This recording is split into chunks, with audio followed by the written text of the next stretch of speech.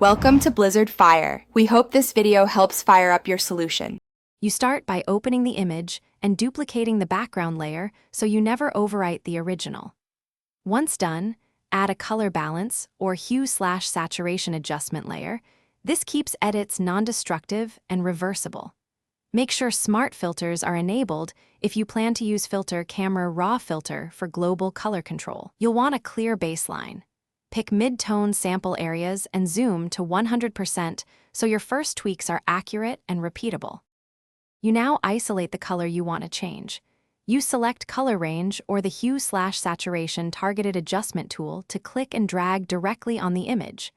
Once you have a mask, refine it with Select and Mask, increase feather or smooth to avoid hard edges. Then move Hue, Saturation, and Lightness sliders in small steps. This preserves natural tones. For complex scenes, stack multiple adjustment layers and blend with layer opacity or blend if controls. You finish by balancing the whole image. Add a curves or levels layer and nudge midtones to match natural lighting, making sure highlights and shadows stay intact.